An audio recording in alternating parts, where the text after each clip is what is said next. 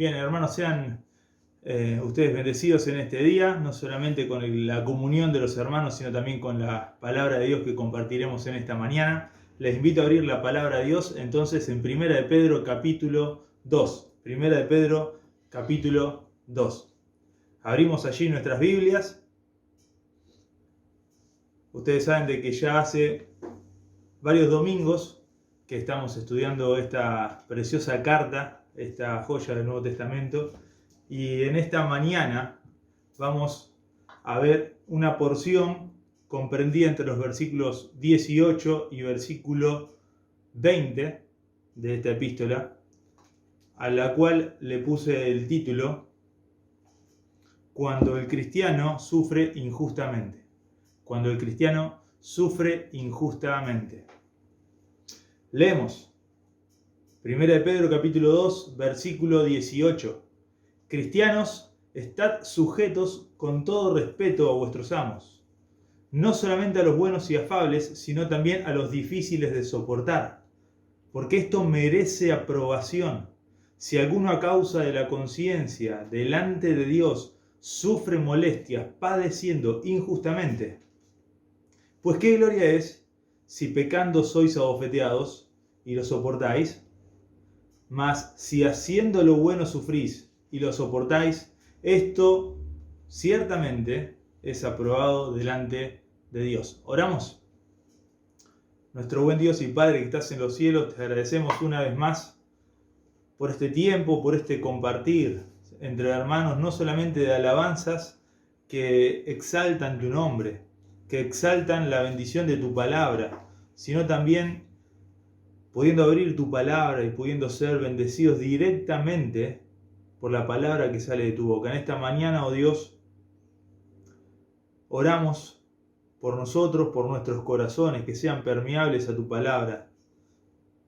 En este tiempo difícil de prueba que has enviado sobre el mundo y sobre tus hijos, oramos que tu palabra sea el aliento, la directriz, la guía que en esta mañana podamos asimilar y pueda fortalecer y guiar nuestras vidas. Oramos en el precioso nombre de Jesús. Amén. Entonces, cuando el cristiano sufre injustamente, en primer lugar veremos el caso de cuando el cristiano sufre injustamente. Luego veremos la exhortación que recibe el cristiano cuando sufre injustamente. Y en tercer lugar veremos la razón o el argumento de esa exhortación que es dirigida al cristiano que sufre injustamente. Esta va a ser la primer parte de una serie de 2 mensajes titulados Cuando el cristiano sufre injustamente. Por lo tanto, este es Cuando el cristiano sufre injustamente parte 1. Allí dice el versículo 18 de sus Biblias: Criados, estad sujetos con todo respeto a vuestros amos, no solamente a los buenos y afables, sino también a los difíciles de soportar. Allí utiliza la palabra criados. Un criado es un siervo, pero llamativamente Pedro no utiliza la misma palabra siervo que se utiliza comúnmente en todo el Nuevo Testamento, sino una palabra que habla puntualmente de una clase de siervo, y es el siervo de casa, el siervo doméstico, el que se encarga de las cosas domésticas, el criado, el ceniciento, por así decirlo. Es a ellos a quienes Pedro se refiere en esta porción de la epístola. Cuando leemos esto en la palabra de Dios acerca de la servidumbre, acerca de la esclavitud, acerca del servicio, enseguida surge un problema un poco más complejo que la mera interpretación de la Biblia, sino más bien una cuestión moral. ¿La Biblia avala la esclavitud? ¿La Biblia avala la servidumbre? Acá Pedro está consintiendo la existencia de criados, de siervos, de esclavos. Bueno, cuando hablamos del tema de la servidumbre, de la esclavitud, es un tema demasiado amplio y demasiado delicado. No pensaba pasarlo por alto al abordar este punto tan importante para Pedro, pero debemos entender que es una realidad cultural y social que es ajena a nuestros tiempos. Por lo tanto, para entender a quiénes Pedro estaba dirigiendo esta exhortación y este mensaje, es necesario entender cómo eran las personas de aquel tiempo. La Biblia no aprueba ni desaprueba la esclavitud. La Biblia no se manifiesta asertivamente respecto de esto, dado que es una cuestión cultural que para nosotros tiene una connotación y para aquel tiempo tenía otra connotación. La historia de la esclavitud, de la servidumbre, es una historia tremendamente larga. Allí comienza en el Génesis cuando el hombre fue creado completamente libre y por primera vez y única vez libre, hasta que el hombre en esa libertad decidió desobedecer a Dios. Y en esa desobediencia ocurrió algo que fue el camino del resto de la humanidad de continuamente el mal, que así lo describe Moisés en Génesis capítulo 6, el corazón del hombre fue de continuo el mal, pero bien Jesús lo describe en Mateo diciendo que todo aquel que hace pecado, esclavo es del pecado. Hay una esclavitud que existe desde el principio de la humanidad y no es la esclavitud de un hombre a otro hombre. El hombre fue creado libre por Dios y en estado de perfección. Pero el hombre decidió ser esclavo del pecado. Y esa es la primera verdad que debemos entender. La esclavitud es producto del pecado. Luego de eso y todos los vicios que ocurrieron en la humanidad han sido la desvirtud, el desvío del plan perfecto de Dios. Es necesario que entendamos también que con el correr del tiempo, cuando los hombres comenzaron a emplear a otros hombres para el uso doméstico, para las tareas del campo, para el servicio en la casa o la comercialización, y estas cosas comenzaron a ser frecuentes y de hecho eran muy frecuentes en el mundo antiguo, no era lo mismo un esclavo para un judío que un esclavo para un griego que un esclavo para un romano. Y rápidamente quisiera hacer algunas aclaraciones. La ley de Dios amparaba con leyes a los esclavos judíos. La ley de Moisés amparaba con leyes a los esclavos judíos, de tal manera que el siervo judío tenía leyes que los protegían. Es decir, si un amo de repente le lastimaba el ojo a un siervo, ese siervo podía quedar en libertad. Porque el amo no podía golpearle al siervo, no podía hacer porque sí lo que él quería con su siervo. El siervo judío era un trabajador remunerado, se le pagaba, se lo alimentaba, se lo cuidaba. El esclavo judío, el siervo judío, mejor dicho, era como un empleado prácticamente. De hecho, cada 7 años el empleado o siervo judío tenía el privilegio de quedar en libertad. Pero esa era una elección de él, porque podía a los 7 años, cuando le era dada la libertad, él mismo elegir quedarse en la casa de su amo, porque se siente bien, porque ahí nunca nada le faltó. Pero también cada 50 años, no 50 años de trabajo, sino cada 50 años en el pueblo judío, existía lo que era el año de jubileo. Y en el año del jubileo, todos los esclavos eran quedados en libertad, eran dados en libertad. Y no solamente eso, sino con posesiones, con bienes. Y si tenían terrenos, le eran devueltos. De tal manera que cada 50 años cada uno comenzaba una vida nueva. El esclavo judío también era considerado persona, de tal manera que lo primero que hizo Abraham, cuando el padre de la fe, cuando comenzó a seguir al Dios que le llamó, fue circuncidar a sus siervos. Eso significa que a ellos los hizo partícipes también de la religión de Abraham. Ellos eran personas que podían disfrutar y ser bendecidas con la religión del Dios de la Biblia. También la palabra de Dios, aunque no era lo mismo un esclavo o un siervo judío que un esclavo o un siervo extranjero, habla de los siervos extranjeros en el pueblo judío.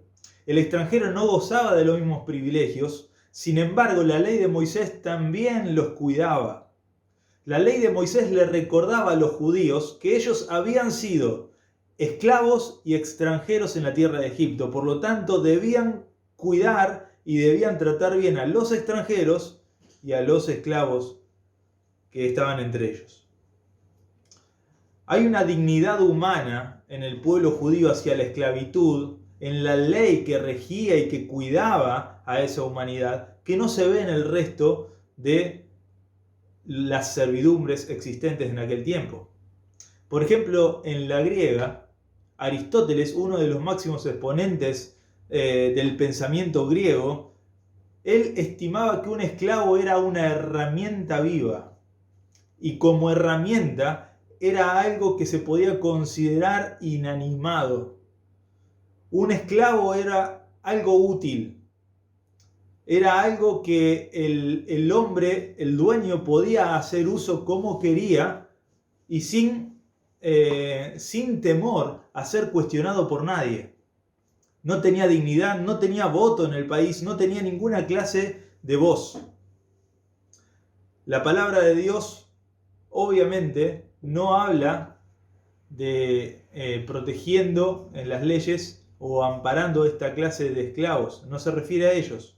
Pero también existía una tercera clase de esclavos y es cuando nos referimos a los esclavos romanos. Los esclavos romanos. Y es allí que la esclavitud romana es también una esclavitud bastante particular. El esclavo no era una persona, sino una cosa. Era una pertenencia. No existían leyes que ampararan a los esclavos, más que las leyes del comercio. Este esclavo es mío y no es tuyo, entonces es mi propiedad privada y si vos lo querés lo tenés que comprar y por el precio que pongo yo. La voluntad del amo era la voluntad y la ley para el esclavo.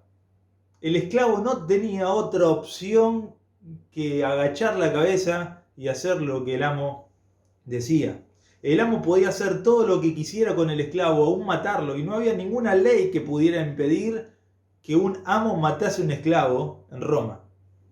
Sin embargo, no todos los esclavos la pasaban mal. No es que ser esclavo en Roma necesariamente era algo malo. En aquel tiempo, en el tiempo de Pedro, más de 60 millones de personas en Roma, en el Imperio Romano, eran esclavos. Es decir, 2/3 de la población existente en aquel tiempo eran esclavos. Y tiene sentido porque el romano pensaba de la siguiente manera: de nada tiene sentido conquistar el mundo si hay que seguir trabajando. Conquistemos el mundo y que otros trabajen para nosotros. Entonces de repente el romano no trabajaba. El romano tenía empleados, tenía gente que trabajaba para él. Si hay que lavar los platos, había alguien para lavar los platos. Si hay que limpiar la casa, hay alguien para limpiar la casa. Si hay que cuidar el ganado, hay alguien para cuidar el ganado. Si hay que cosechar, hay alguien para la cosecha. Pero ¿para qué vamos a trabajar nosotros? Dediquémonos al ocio, dediquémonos al esparcimiento, al circo romano, a la diversión. Ese era el pensamiento romano. De tal manera que un romano libre tenía entre sus pertenencias muchos empleados y algunos miles de empleados que eran esclavos. Ellos recibían de alguna manera remuneración, la mayoría, y recibían también el sustento y el alimento. Pero en Roma los esclavos no tenían una ley que los amparase. Esto mismo que acabo de decir hace un momento, dado que los romanos por naturaleza no trabajaban, sino que trabajaban sus siervos, ha hecho que existan toda clase de siervos, toda clase de esclavos. No solamente personas que lavaban los platos, no solamente empleados domésticos, sino también médicos, músicos, artistas y toda clase de oficios, porque el oficio no lo llevaba adelante el romano, sino lo llevaban adelante los siervos. Cuando un romano quería ir al médico, es muy posible que lo atendiera un esclavo. Y los romanos trataban por igual, de la misma manera, eran mercancía cualquier clase de esclavos, sea judío, sea griego, sea romano, sea quien sea. Sea romano, bueno, no ser ciudadano romano, un romano solamente podía caer en esclavitud siempre y cuando haya cometido un delito o no sea capaz de pagar una deuda al Estado o a una persona. Con la llegada del cristianismo hay un cambio tremendo en todo esto. Ahora había esclavos que se habían convertido al Señor de todo su corazón y habían comenzado a seguir al Cristo crucificado. Y también había algunos amos que se habían convertido al cristianismo. En la iglesia primitiva ocurrió, por ejemplo, cosas locas como que el amo de muchos siervos se congregaba en una iglesia, por ejemplo, donde el pastor de esa iglesia era su siervo o su esclavo. Eran cosas que pasaban en aquel tiempo. Por ejemplo, Calisto fue uno de los primeros obispos en Roma y él era esclavo. Es decir, que él siendo esclavo era autoridad cristiana y era pastor de personas, y entre esas personas estaban amos y aristócratas, personas poderosas y quizás su propio amo. Estas eran cosas que pasaban con el cristianismo. El cristianismo no vino a erradicar de raíz la esclavitud ni la servidumbre, sino que vino a cambiar el corazón de las personas. No vino a hacer un cambio cultural ni vino a hacer un cambio político, vino a hacer un cambio radical en el corazón de las personas. Pedro ve dos problemas que podían estar pasando en aquel tiempo y seguramente estaban pasando. El primer problema que podría estar pasando en aquel tiempo es que el esclavo y el amo se hayan convertido al cristianismo y que por tal motivo el esclavo empiece a pensar que dado que ahora su amo es creyente y que él es creyente y que gozan de una nueva relación, entonces ya no necesita trabajar con tanta dureza, con tanto empeño, con tanta dedicación como lo hacía antes, porque ahora el amo que es creyente va a tener más contemplación. Y eso sería un grave peligro, sería caer en el vicio del trabajo. Pero en segundo lugar, había otra cosa que Pedro podía ver que quizás estaba sucediendo en aquel tiempo donde los cristianos, los nuevos cristianos, que en su mayoría eran gentiles, es decir, griegos, romanos, y entre ellos muchos esclavos, que un esclavo se haya convertido y de repente se dé cuenta que el cristianismo lo trata como persona y que su amo romano lo trata como un objeto. Y entonces no se puede vivir así. Esto es contrario a los principios de la palabra de Dios. Yo me voy de acá. ¿No? Que también es algo que Pedro va a exhortar para corregir en este pasaje. Hemos visto el caso. El caso es la servidumbre. Puntualmente el criado, el personal doméstico. Esto me lleva a ver entonces lo que Pedro va a formular entonces como una exhortación, y es el segundo punto de nuestro mensaje, y está allí en el versículo 18, que dice: criados, estad sujetos con todo respeto a vuestros amos, no solamente a los buenos y afables, sino también a los difíciles de soportar.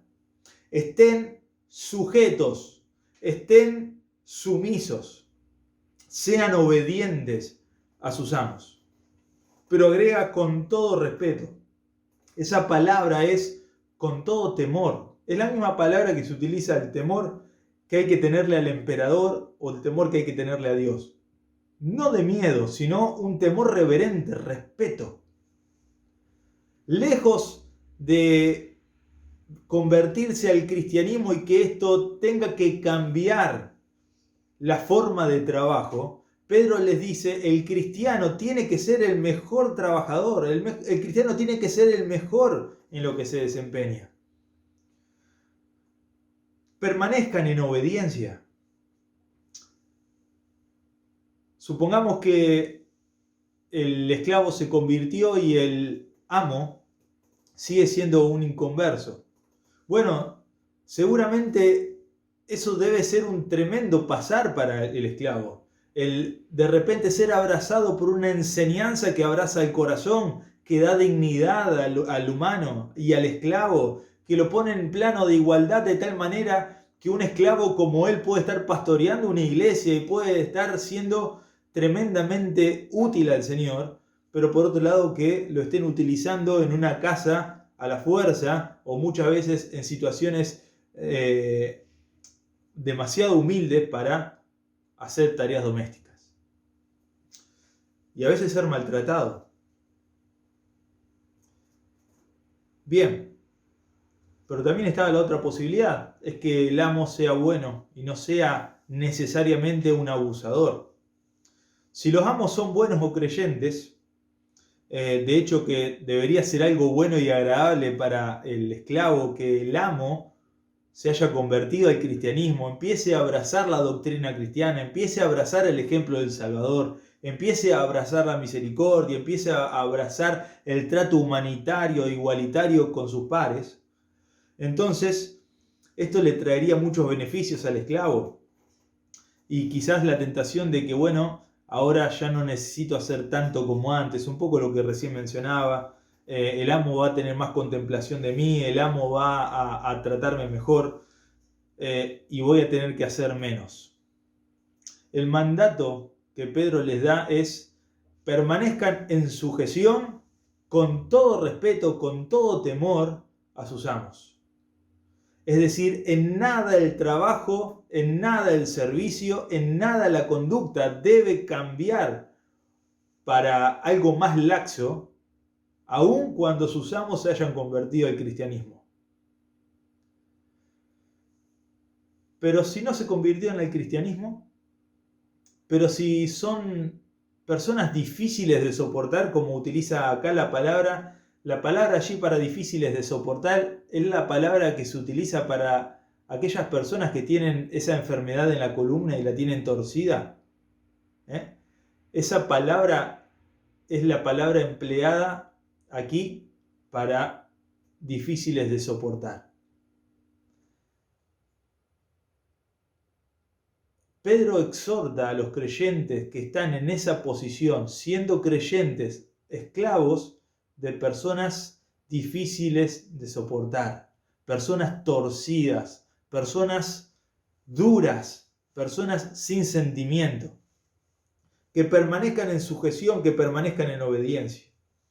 Pedro no es el único que va a dar esta exhortación en el Nuevo Testamento a los creyentes, no lo vamos a leer, pero Efesios capítulo 6, Colosenses capítulo 3, también hablan acerca del deber de los siervos seguir siendo obedientes y servir a los amos como a Dios.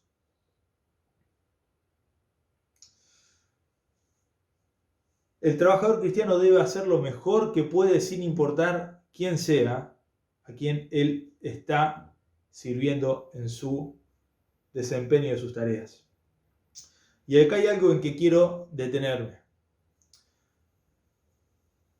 Gloria a Dios que para que nuestro patrón del cielo nos haya empleado, no tomó el currículum humano que nosotros tenemos. Dios tomó para emplearnos a nosotros como hijos suyos, no nuestro currículum, sino el currículum de Cristo. Porque enseguida vería a nosotros no solamente, entre comillas, nuestras virtudes humanas, sino que Él vería todos nuestros defectos, nuestras mentiras, nuestros robos, nuestros hurtos en el corazón, nuestros malos pensamientos, nuestros malos deseos, etc. Dios vio no nuestro currículum de vida, sino el currículum de Cristo. Pero hermanos, lo que Pedro le dice a los creyentes de aquel tiempo es que el empleador de ellos no va a ver el mismo currículum que vio Dios. Dios vio a Cristo para abrazarnos a nosotros. Pero el que no tiene a Cristo, el amo que no tiene a Cristo, el único mensaje que va a ver es la vida del esclavo, es la vida del siervo. Y ellos ante todo no son siervos, sino son hijos de Dios. Vivan como hijos de Dios. Ustedes deben seguir siendo obedientes. Y por medio de esa obediencia y por medio de ese respeto, por medio de ese rendimiento óptimo para sus amos, es posible que sus amos sean ganados para Cristo.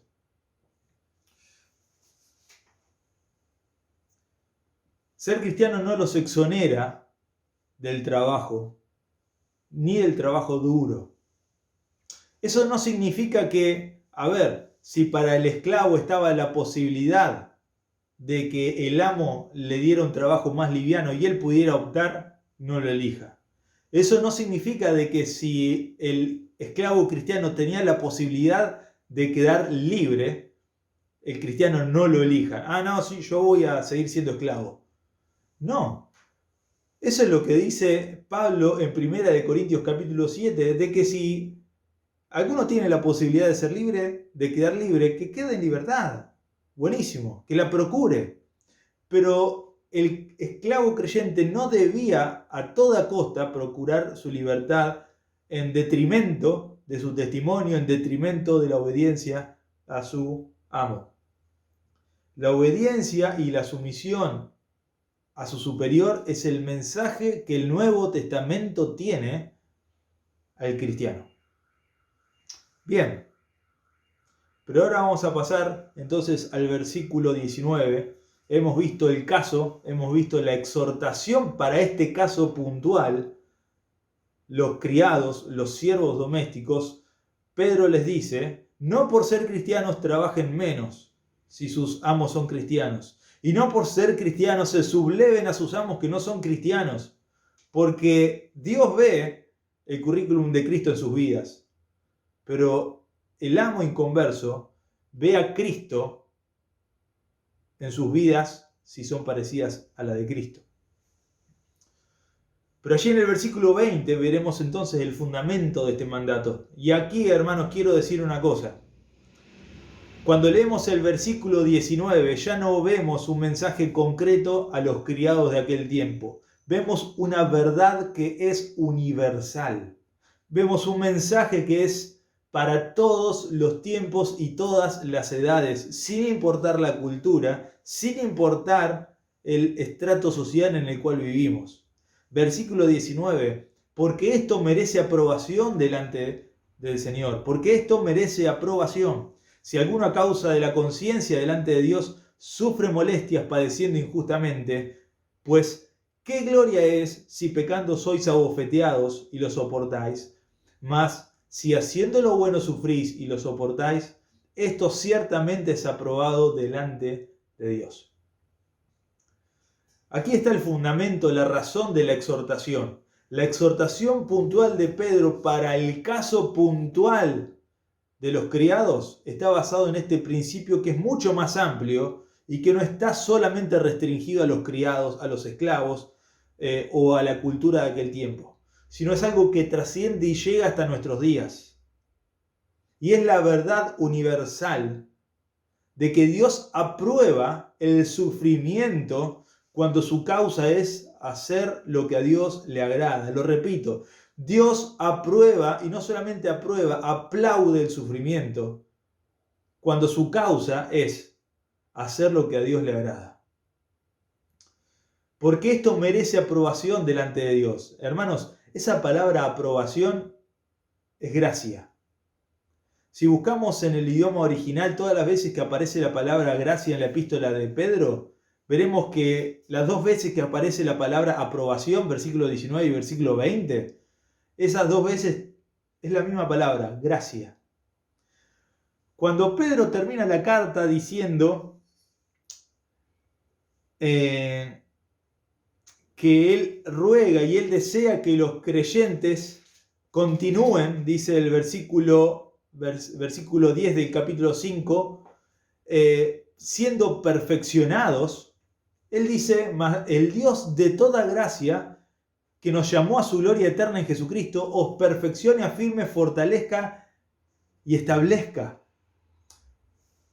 después de que hayáis padecido un poco de tiempo.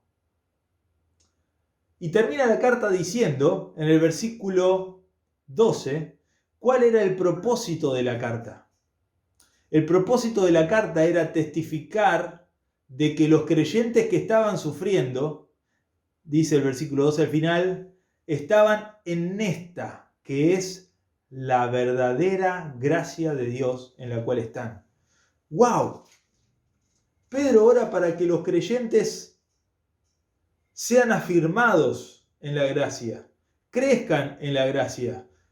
Pero Pedro les dice que el mensaje de esta epístola resumidamente es que entiendan y sepan y se convenzan de que lo que ellos estaban viviendo era gracia. Lo que ellos estaban viviendo era la gracia de Dios. Gracia de Dios el sufrimiento. Eso es lo que está diciendo acá, hermanos. Pedro, sin tintes, sin pelos en la lengua, dice, esto merece gracia, esto es gracia con Dios. Que haciendo el bien, padezcan y lo soporten. ¡Wow! Es una palabra dura de recibir, hermanos. Pero no es la única palabra dura de recibir del Evangelio. De hecho, más adelante va a decir que para esto hemos sido llamados. Y en la segunda parte del mensaje que veremos el domingo que viene, veremos con claridad cómo Cristo es nuestro sumo ejemplo de sumisión. Cristo es nuestro sumo ejemplo de padecer haciendo el bien. Pero entonces volvemos al fundamento de este mandamiento, y es un fundamento universal, que trasciende el tiempo de aquel momento, que trasciende la cultura de aquel momento, que no solamente se restringe a los criados o esclavos, sino a todos los estratos sociales, a todas las personas que son hijas de Dios. Porque esto merece aprobación. O como dicen otras versiones, porque esto es gracia. Si alguno a causa de la conciencia delante de Dios, es decir, si alguno a causa de ser consciente que Dios existe y que Dios ve, sufre molestias padeciendo injustamente. Qué difícil que es padecer injustamente, ¿no? Muchas veces pensamos que nuestro padecer es injustamente. Y muchas veces nos lamentamos por nuestro padecer. La realidad es que hay una sola clase de padecimiento en la cual Dios se complace y la cual Dios aplaude y el cual la Biblia lo llama la gracia de Dios. Y es el sufrimiento consciente sabiendo que uno está haciendo lo bueno. Santiago en el capítulo 1, versículo 2 dice: bienaventurados, tened por sumo gozo cuando os halléis en diversas pruebas. ¿Cómo uno puede estar con gozo cuando uno está padeciendo pruebas? La palabra de Dios dice sabiendo, continúa Santiago diciendo, sabiendo que la prueba de vuestra fe produce paciencia. Y dejen que la paciencia tenga su obra completa para que sean perfectos.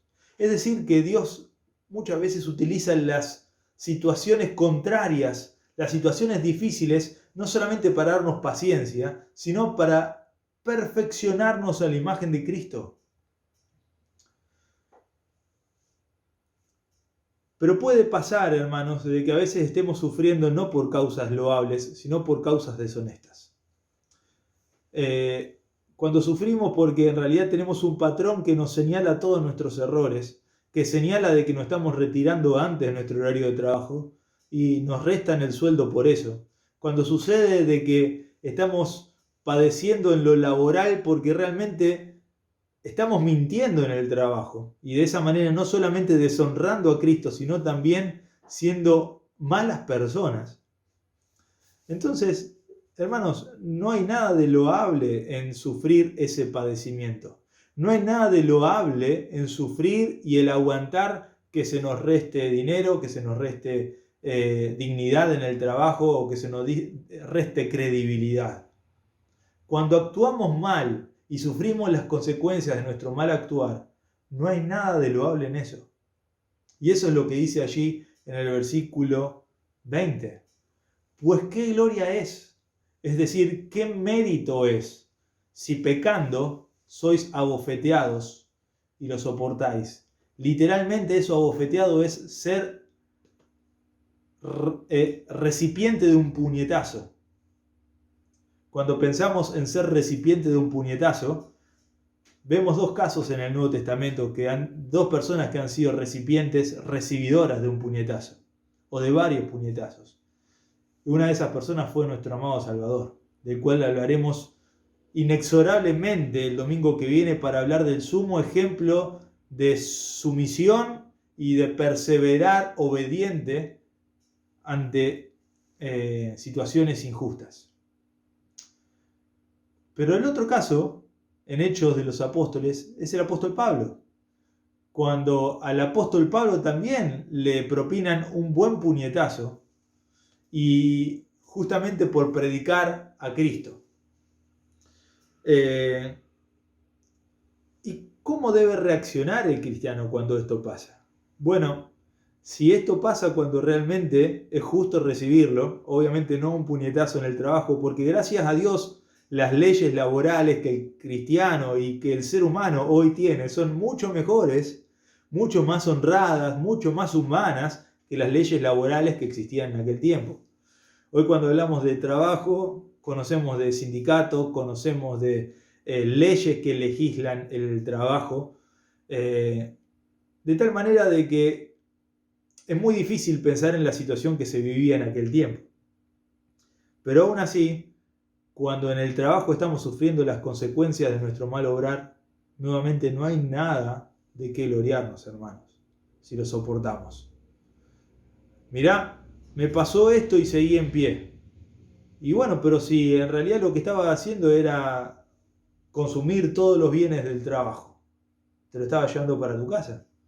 ¿Qué esperabas que te pasara? ¿Acaso eso tiene algo de loable? De ninguna manera. Pero, dice el versículo 20, si haciendo lo bueno sufrís y lo soportáis, esto ciertamente es aprobado delante de Dios. Esto ciertamente es gracia delante de Dios. ¿Por qué soportar algo cuando es injusto? Porque nosotros estamos haciendo lo correcto, es gracia. Hermanos, porque cuando padecemos por hacer la voluntad de Dios, si podemos soportarlo, es que la gracia de Dios está sosteniendo nuestras vidas. Experimentamos que la gracia de Dios sostiene nuestras vidas cuando persistimos en obedecer a Dios, aun cuando somos tratados injustamente. Repito, reconocemos que es la gracia de Dios la que sostiene nuestra vida cuando perseveramos en obedecer a Dios, aun cuando somos tratados injustamente. Eso es gracia, hermanos, porque Dios sostiene nuestra fe. Dios sostiene nuestra vida cuando estamos decididos a agradarle. ¿Estamos atravesando situaciones injustas? ¿Estamos atravesando momentos difíciles por ser obedientes a Dios? Saliendo del plano laboral, que quizás puede ser el plano laboral una de las razones por la cual estés pasando una situación difícil o injusta, hermano. Pero cuando un profesor en el estudio universitario o secundario te discrimina por tu fe y permaneces firme allí, eso también es gracia. Eso también demuestra que la gracia de Dios está en tu vida y eso también es aceptado como algo digno de aplauso para Dios. Cuando sufrís la presión de tu familia por haber comenzado a seguir a Cristo, quizás estás escuchando esto y de repente sos el único cristiano en tu familia y todos los días experimentás maltrato o desprecio o burla o un trato diferencial del resto de tus hermanos o del resto de tu familia porque seguís a Cristo y porque haces cosas que el resto estima que son cosas despreciables, sin sentido. Cuando haces eso, déjame decirte, hermano, que el cielo te aplaude. Cuando en tu casa te maltratan o cuando en tu casa te discriminan, cuando en tu casa te desprecian por ser cristiano y vos con un corazón honrado, en tu corazón decís, Señor, y aún así lo pienso seguir haciendo porque lo hago por vos y no lo hago por mi familia. Eso es digno del aplauso del cielo. Cuando dejás a esa persona que tanto amás, porque esa persona te llevaba lejos de Dios, te aleja de Cristo. Cuando tomaste la decisión de dejar algo que amabas mucho, porque eso que amabas de repente te estaba desviando del camino del Señor. Hermanos, si aún tomando esa decisión y con dolor uno lo hace por Dios, uno está honrando a Dios con su vida, uno está sufriendo y padeciendo por hacer el bien, cosa que es aplaudida por el cielo. cuando sufrimos burla, ofensa por ser un seguidor de Cristo, y cuando en tantas otras situaciones podemos estar padeciendo un trato diferencial o un trato malo por seguir a Cristo. Así que hemos visto el caso puntual a quien Pedro se refiere, la servidumbre en el hogar, los criados. Había un posible problema, que al convertirse al cristianismo ellos piensen que si sus amos son cristianos deban trabajar menos, la cuestión sea más laxa, ahora no es tan importante trabajar tanto, ahora van a tener más contemplación de mí, por lo tanto voy a empezar a hacer la planchita. O quizás otro peligro, el peligro de que si el amo no era cristiano y era cruel o era malo, el cristiano, al conocer las doctrinas del cristianismo, que eran demasiado humanitarias, demasiado buenas, diga: mi amo no se acomoda a la palabra de Dios, por lo tanto yo me voy de este lugar y me sublevo a la autoridad. Pedro entonces larga la exhortación, larga la amonestación, el mandato: permaneced sumisos a la autoridad, permanezcan siendo obedientes a sus amos, porque esto hará el Señor. Pero esto estaba basado en una verdad mucho más universal, que es la que acabamos de ver, el fundamento, y es que Dios reconoce, Dios honra, Dios aplaude cuando el creyente sufre por hacer el bien.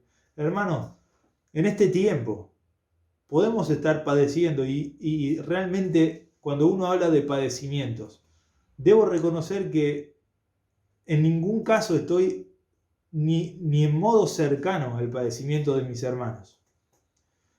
Puede haber personas que hayan padecido muchas situaciones en este tiempo. Pero la pregunta es, ¿lo que yo estoy padeciendo, lo estoy padeciendo por ser fiel a Dios? ¿O lo que yo estoy padeciendo, lo estoy padeciendo porque realmente me lo merezco? Si realmente lo que estoy padeciendo es por ser fiel a Dios, hermano, eso es corona en el cielo. Eso es gloria en el cielo. Eso es gracia de Dios manifestada en tu vida. Pero cabe la posibilidad también, hermanos, de que en este tiempo estemos padeciendo por nuestra propia culpa, porque estamos haciendo las cosas mal. Y este es el llamado, hermanos, para nosotros, a volvernos a Dios. ¿Qué sentido tiene padecer por hacer el mal? ¿Qué sentido tiene de dignidad? Hermanos, ¿por qué mejor en el lugar donde estamos reconocemos que Dios nos puso acá para agradarle sea cual sea la situación en la que estamos? Recordemos Romanos 8:28, porque todas las cosas ayudan a bien de los que están en Cristo Jesús. Tiene la posibilidad de mejorar en su empleo, hay una mejor oferta laboral. Hermano, ore a Dios, pida consejo y dele para adelante. Dios quiere que a usted le vaya bien. ¿Quiere Dios en realidad de que mi familia esté mejor económicamente? Hermano, si tiene la posibilidad, en oración, y si eso no es en detrimento de Dios, de su comunión con Dios, hermano, dele para adelante. Dios quiere eso. Quiere Dios que, hermanos, podemos ahondar así en cada una y muchas otras cosas. Pero principalmente, si vamos a padecer, que sea por ser obedientes a Dios. Y ese es el ejemplo que nos dejó nuestro Señor Jesucristo, quien murió en una cruz, quien fue obediente hasta la muerte y muerte de cruz por nosotros.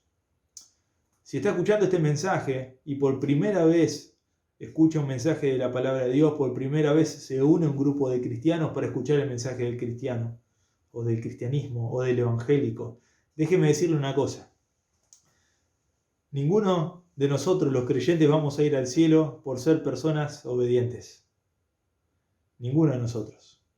El único currículum que se acepta en el cielo es el currículum de la perfección. Y ninguno de nosotros lo tiene.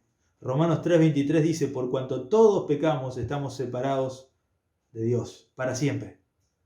Pero gracias a Dios de que hubo un hombre, Jesucristo, el cual fue perfecto, sin pecado, el que vino a este mundo siendo Dios, se hizo hombre y padeció en este mundo, siendo ejemplo para nosotros, murió en una cruz y resucitó al tercer día. Ese hombre exhibió delante de Dios una justicia perfecta. Y Él ofrece esa justicia perfecta para usted y para mí. Es ese el currículum que Dios acepta y es ese el currículum con el cual Dios me aceptó a mí. Sin ese currículum nadie entra al cielo. Yo creí y abracé a Cristo, quien murió en mi lugar. Y si usted, amigo, hermano, quien sea que está del otro lado mirando por primera vez y escucha este mensaje, yo le invito a que en esta hora usted le entregue su vida a Cristo, su vida, sus pecados, sus fallas a Cristo, y le acepte a Él como Señor y Salvador. Solamente Él es quien puede borrar sus pecados y darle una justicia sin tacha delante de Dios, para así poder vivir con Dios toda la eternidad. Que el Señor bendiga su palabra.